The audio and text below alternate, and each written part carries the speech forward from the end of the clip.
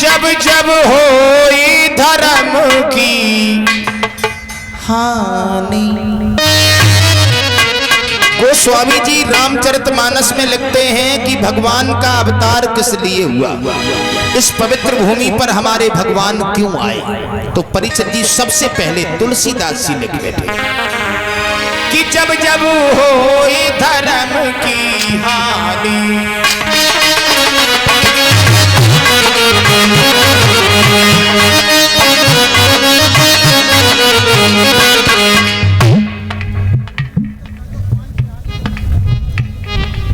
हमारे जो भाई बरुड़ बने हैं, एक पति जी को बहुत प्यास लगी है और सभी लोगों को पानी पिलाओ, माताएं बहनाएं भी प्यासी बैठी हैं।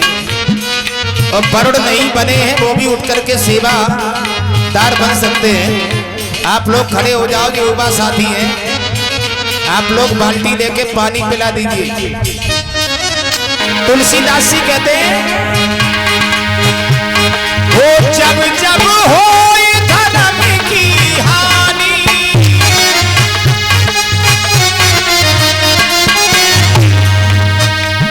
धर्म की हानि, धर्म की हानि।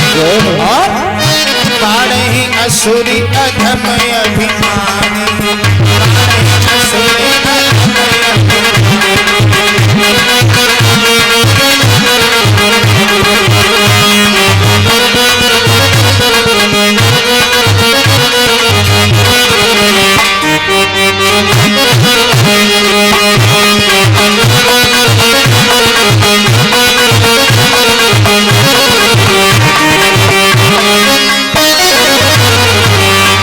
परीक्षित जी हो तब तब धरे प्रभु विविध शरीरा। तब तब धरे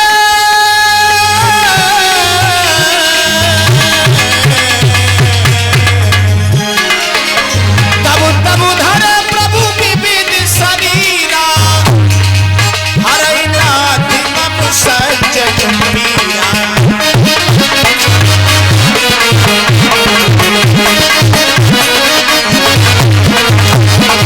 तुलसीदास जी लिख बैठे कि भगवान श्री राम को भूतल पर क्यों आना पड़ा।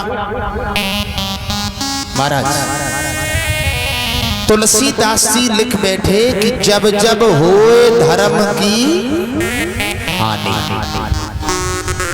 जब जब इस पवित्र भूमि पर धर्म का विरोध हुआ, बाढ़े असुर अधम अभिमानी।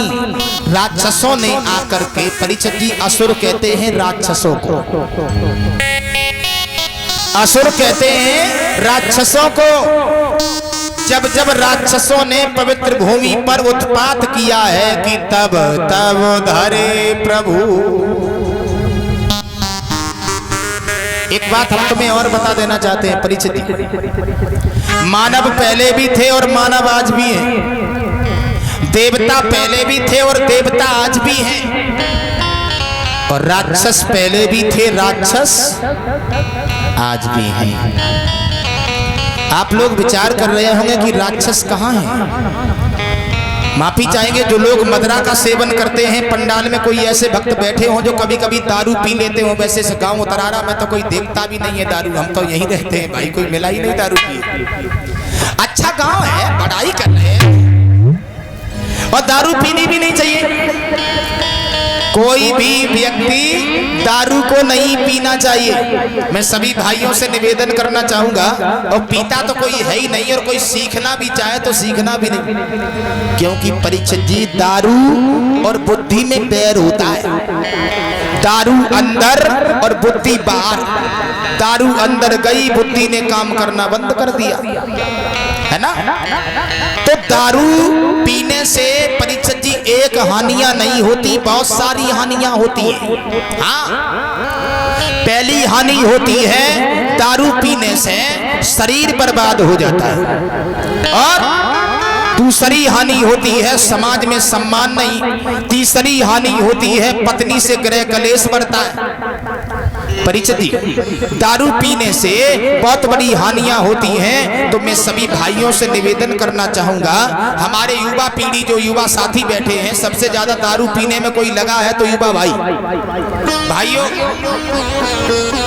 लड़कपन चला जाता है नासमझी में, बुढ़ापा चला जाता है मजबूरी में, और रह गई जवानी। बन गए तो बन गए और बिगड़ गए तो बिगड़ गए। भगवान परिचित जी एक मौका हमें तुम्हें देता है सुधरने के लिए। अगर जवानी में हमने आपने सुधार कर लिया तो जिंदगी बड़े सुकून से कट जाती है। भाइयों, मैं सभी सज्जनों से निवेदन करना चाहूंगा, आप लोग मदिरा का सेवन नहीं करना। मेरे भाइयों, दारू पीने से बहुत बड़ी हानियां हो जाती हैं, लेकिन हमने हानि बता दी। कुछ लोग बैठे होंगे तो वो नाराज होते होंगे। हानि फायदाएं भी बहुत है। दारू पीने से जो लोग दारू पीते हैं उनको बुढ़ापा देखने को नहीं मिलता। परिचित इतनी दारू पीते हैं जवानी में ही मर जाते हैं। दूसरी हानि है, दारू पीने वाले के घर में चोरी नहीं होती। अब चोरी कैसे होगी? दारू पी पी के बासन भड़वा सभी पैसे लेता है। तीसरी हानि है, दारू पीने वाले को कुत्ता नहीं काटता। देखा होगा आप लोगों ने, किसी को काटा ही नहीं होगा। काटा तो कम है, कहूँ गिर गए तो फिर चाटा तो ज्यादा है। तो मदिरा का सेवन करना स्वास्थ्य के लिए बड़ा हानिकारक है। मैं सभी भाइयों से निवेदन करना चाहूंगा, आप लोग दारू नहीं पीना, मांस नहीं खाना। अरे हम आपसे अच्छा तो एक पशु है। घास खाने वाली गाय कभी मांस नहीं खाएगी और मांस खाने वाला शेर कभी घास नहीं खाएगा। लेकिन बाहरी मानव मांसऊ खाया जाए और घासऊ खाया जाए, समझा तो तुम्हारी खोपड़ियों खाया जाए। वाह भाई वाह। मेरे भाइयों, दारू का सेवन नहीं करना, दारू पीने के बाद पिता और माता की इज्जत को बर्बाद नहीं करना। दारू पीने से तुम एक पैक नहीं पीते, पिता का चैन पी लेते हो, माता का सुकून पी लेते हो, भाई का प्यार पी लेते हो, बहन की माँ की ममता पी लेते हो। भाइयों, आप लोग मदिरा का सेवन नहीं करना। मैं सभी भाइयों से एक निवेदन, एक आग्रह, एक विनती, एक अर्चना, एक वंदना कर रहा हूँ। भगवान की कथा सुनने के बाद अपने जीवन में उतारने की कोशिश जरूर करना। हमारे आपके ऊपर 4 कृपा होती है। 4 पहली कृपा होती मेरे भगवान की, जो हमें तुम्हें मानव बना दिया, और भगवान की पशु बना देता तो खूंटे से बंधे बंधे मर जाते। दूसरी कृपा हुई मेरी माँ और पिता की, जिसने हमें तुम्हें जन्म दे दिया, और अम्मा पैदा होते ही होते को तलैया में फेंके आती तो मर जाते। तीसरी कृपा हुई गुरु की, जो हमें तुम्हें इस लायक मंच पर बैठा दिया। चौथी कृपा रह गई स्वयं अपनी। जिन लोगों ने अपनी कृपा अपने ऊपर नहीं कर पाई, उन्हें दुनिया में रोए आंसू नहीं आए। अपनी कृपा क्या होती है? अपनी कृपा होती है परिचित जी, जो लोग दारू पीते हैं वो दारू छोड़ देते हैं, वो अपनी कृपा अपने ऊपर कर लेते हैं। भाइयों, एक विद्वान कहता है कि परिचित जी इसलिए भगवान का अवतार हुआ। दूसरा विद्वान कहता है कि भगवान का अवतार इसलिए नहीं हुआ कि नारद श्राप दीन एक बार नारद ने भगवान नारायण को श्राप दे दिया था। अब आप लोग सोच रहे होंगे कि नारद ने नारायण को श्राप काहे को दे दिया, कब दे दिया, क्यों दे दिया, क्या कारण था? परिचित तो एक बार नारद ने भगवान नारायण को श्राप दिया था। हिमालय पर्वत पर देव ऋषि नारद ने तपस्या की, और इतनी तपस्या की कि नारद के शरीर के ऊपर मिट्टी का ढेर जमा हो गया। इंद्र की गद्दी हिलने लगी। इंद्र सोचने लगा अगर नारद तपस्या में पूर्ण हो गए तो हमारी गद्दी चली जाएगी। तो देव ऋषि नारद की तपस्या को भंग करने के लिए इंद्र कामदेव अप्सराओं को भेजता है और कहता है नारद की तपस्या को डिगा किया। परिचित जी कामदेव अप्सराओं को लेकर के, गंधर्वों को लेकर के नारद की तपस्या को डिगाने के लिए जा रहा है। नतीजा यहाँ पहुंच गया कि कामने वहां जाते ही जाते क्या किया? सारी लीला दिखलाए डर।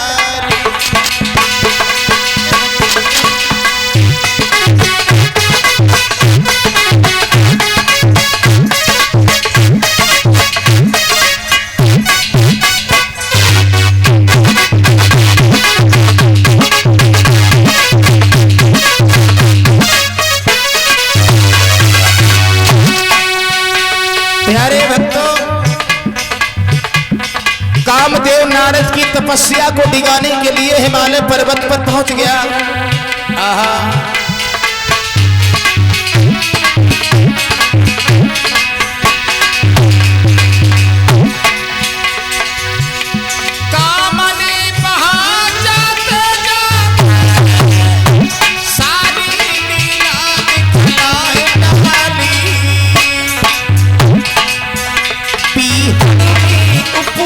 खिला दिया और ग्रीष्म बसंत बनाया।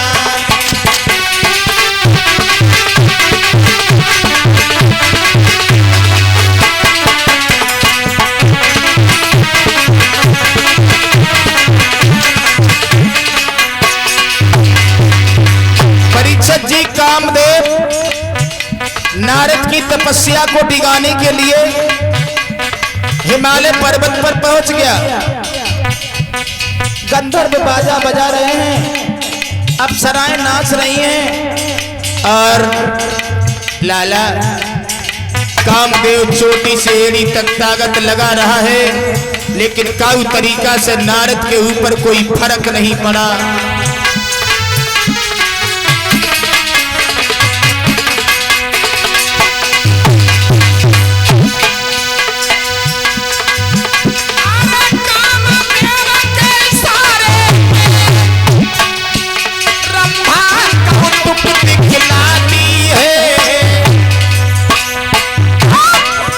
और नाचे सभी अप्सराएं, चुनरी उन पर लहराती है।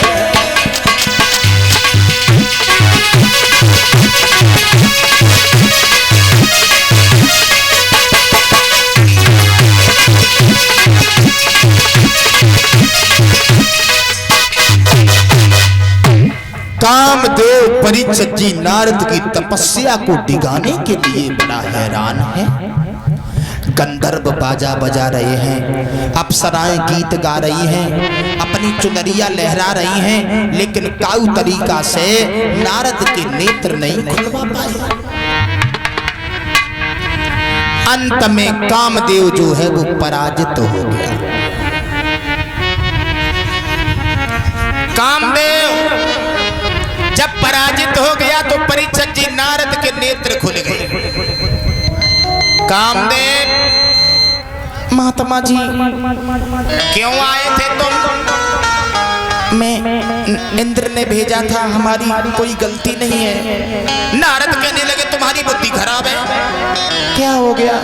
तुम हमारी तपस्या को डिगाने को आए, अगर मैं तुम्हें श्राप दे दूं भस्म हो जाओगे। ऐसा नहीं करना। क्यों नहीं करेंगे?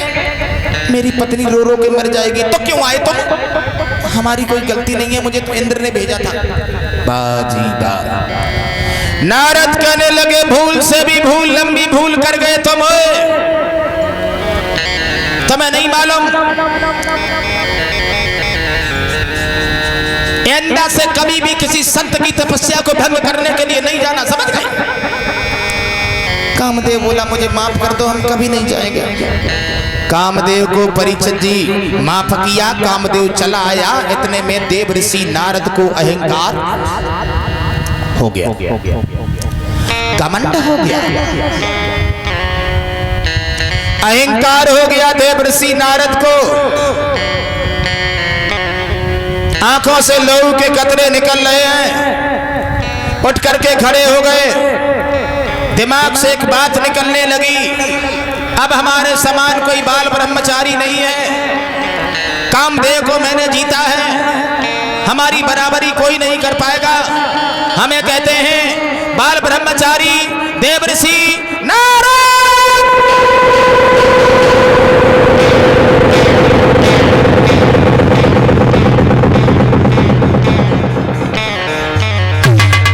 कोई ऐसे वैसे साधु है?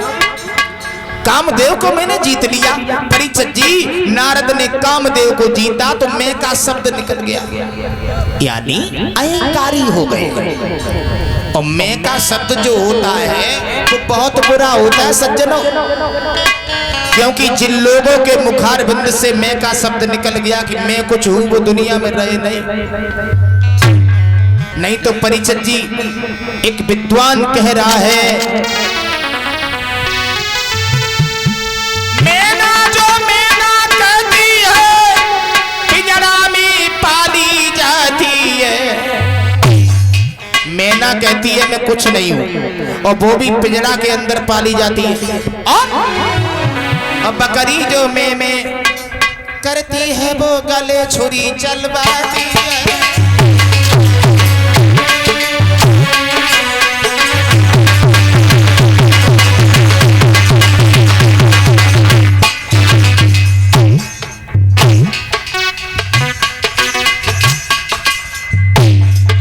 बड़ा सुंदर कवियों का भाव। मैना कहती है मैं कुछ नहीं हूं, वो भी पिंजरा के अंदर पाली जाती है। और बकरिया कहती है मैं उसके गर्दन पर छुरी रखी जाती है। वाह भाई वाह।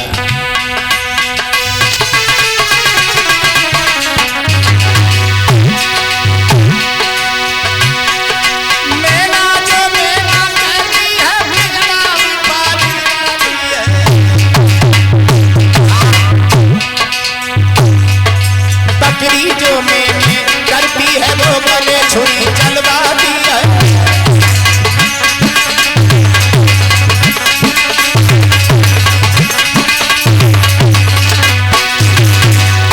भाई बकरिया, भाई बकरी जो मैं कहती थी, आहा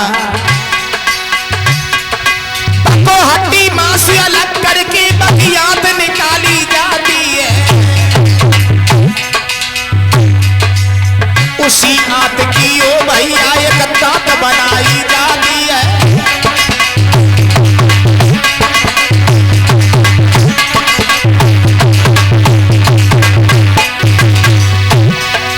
उसी आत की ओ भैया एक दांत बनाई जाती है। और दुनिया का डंडा पड़ता है तब तू ही